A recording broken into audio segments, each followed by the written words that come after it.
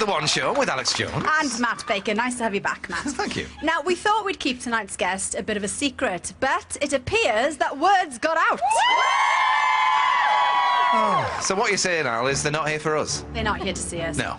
But they are here to see a man who exudes style and sophistication. And, of course, a fabulous voice. Well, the tux is on, so let's give a huge welcome to Michael Bublé!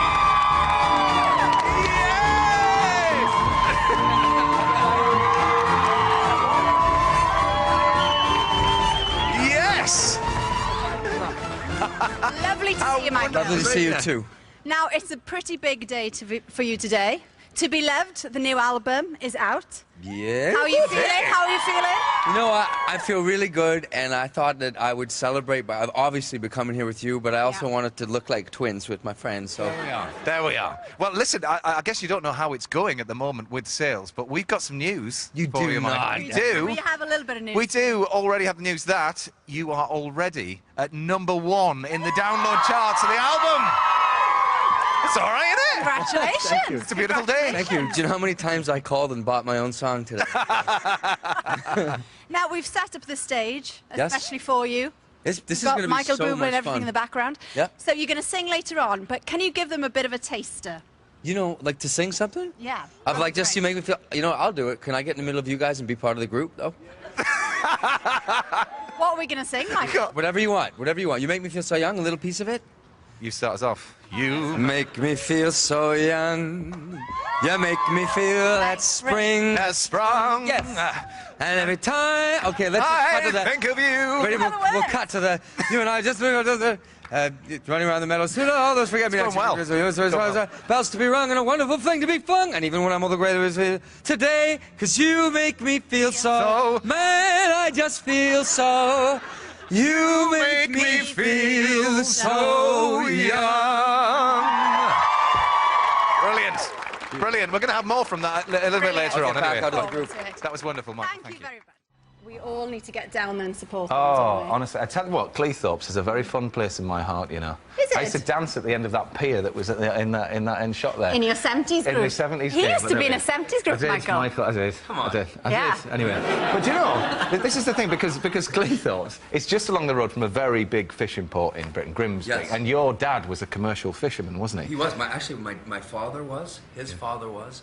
And his father immigrated from Italy as a shipbuilder. So we came from a long line of people, you know, basically in the fishing business. Yeah. So were you obviously going to follow in your dad's footsteps? Did you go to sea yourself? I did. I think my first year, I was 13 was my first half crew, and I did it till I was about 21. And I mean, it was, if you've ever seen shows like that, I'm not sure that, like, if you have a Deadliest Kind of Catch here. Yeah, yeah. Oh, Well, yeah, the trawlermen, yeah, we we've have... got the Okay, Deadliest so that Catch kind of as thing. well. So, Yeah. you know what, yeah, it could be probably dangerous and, you know, all of these things, but you know, also rewarding because you learn to have common respect, you learn camaraderie, the value of hard work and all that stuff. But when I turned about 19 or 20, my father looked at me and he said, you know what, kid, you want to be a singer? And he said, and you should probably just concentrate on that full time. And he used to beg me. He'd say, son, work with your head, not your hands. Not like your dad, you know, work with your head, not your hands. Yeah, so.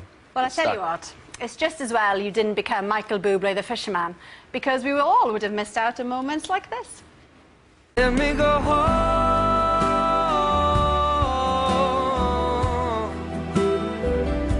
I'm just too far from where you are. I wanna come home and end this crazy life and through these crazy times. So don't go higher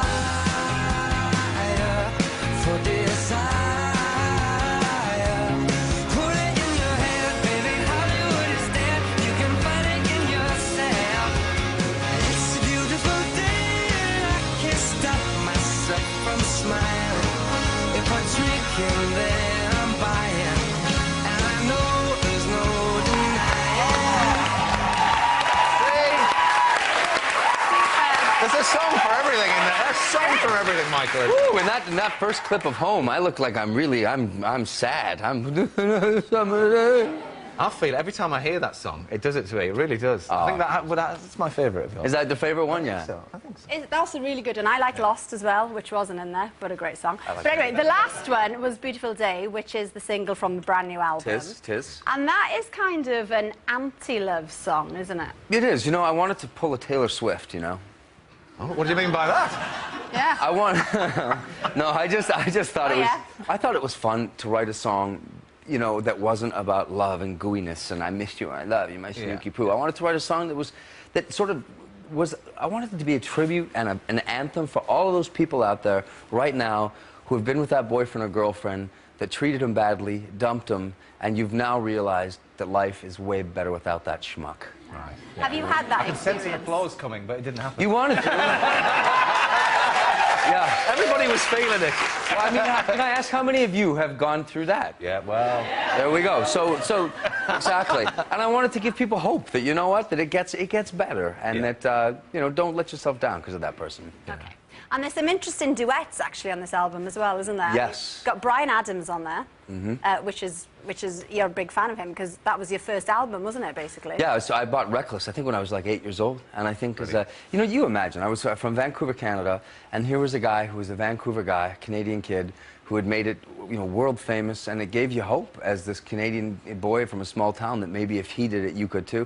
And I just loved his voice, and we became very close because my manager managed him from when he was about 17 years old and started managing me at about 25, and so we just kind of became like stepbrothers, you know, and this was just my excuse to be able to work with him and write with him, so I was thrilled to do it.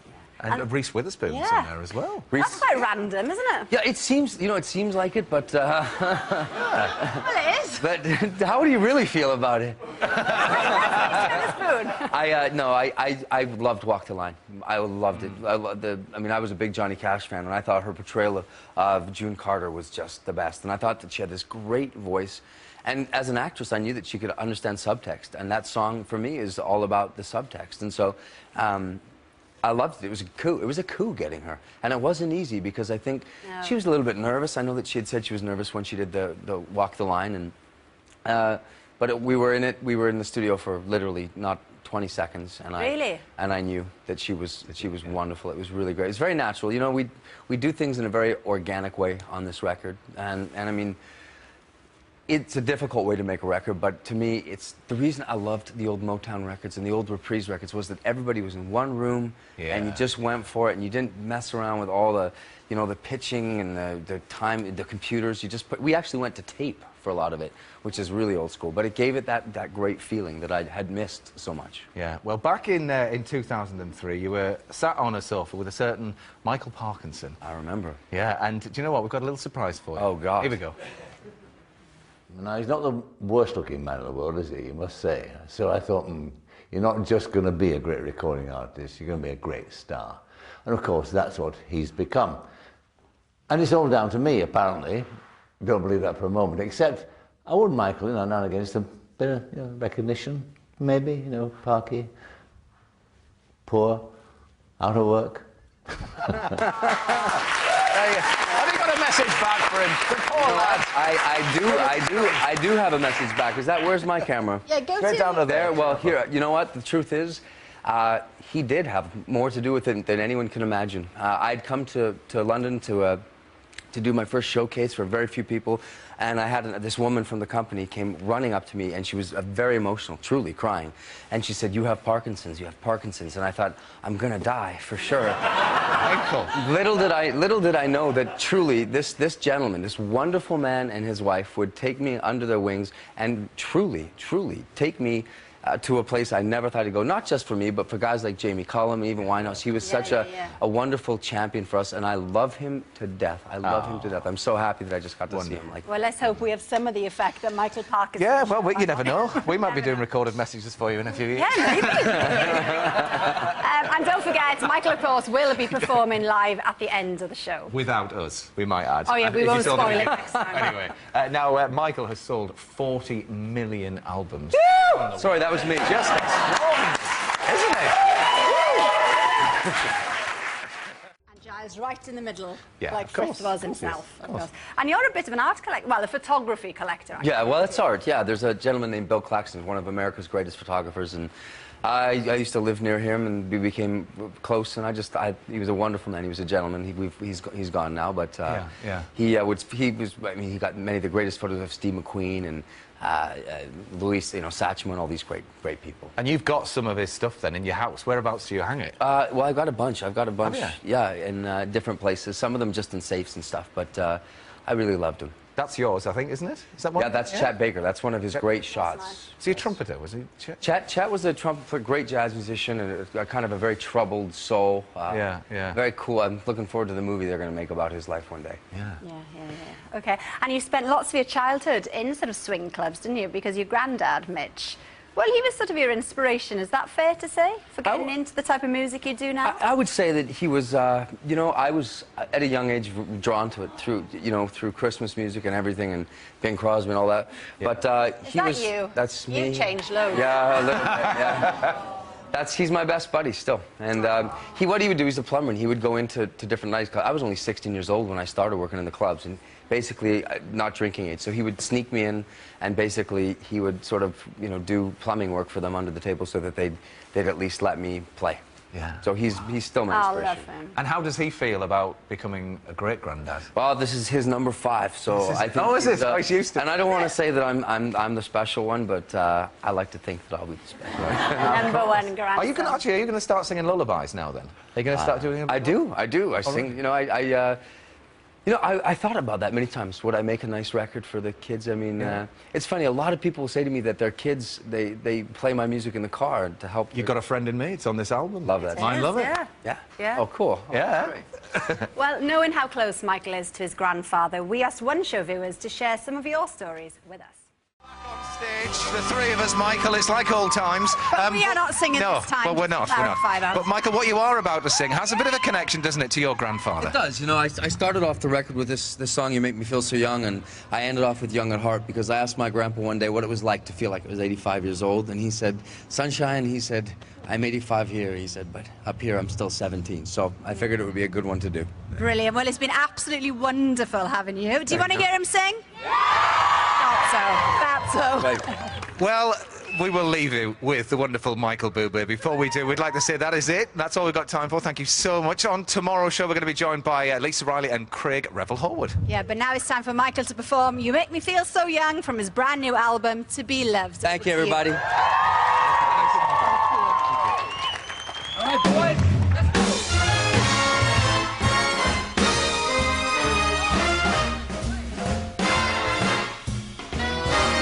You make me feel so young.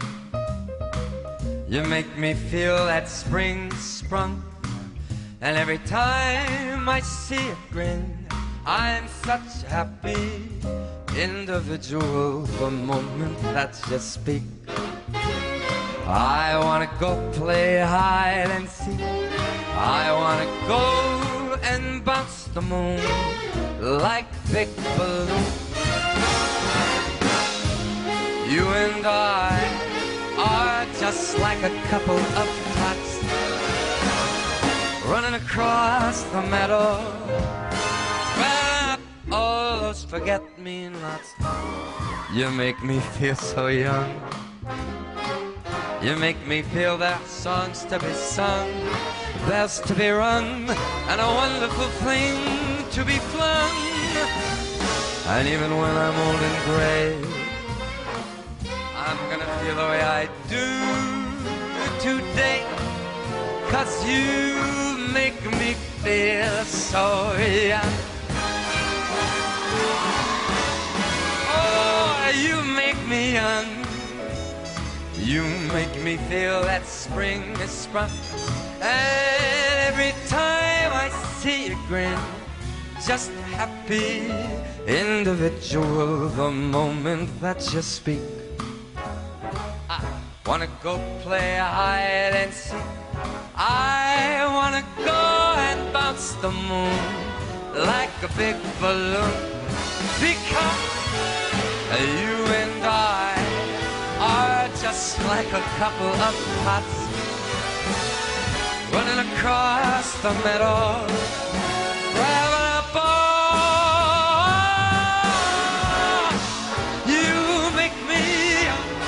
You make me feel there are songs to be sung, bells to be rung, and a wonderful fling to be flung. And even when I'm old and gray, I'm gonna feel the way I do today. 'Cause you make me feel so, man, I just feel so. You make me feel so young. You make me feel so young, baby. So young. You make me feel so young. You make me feel so young.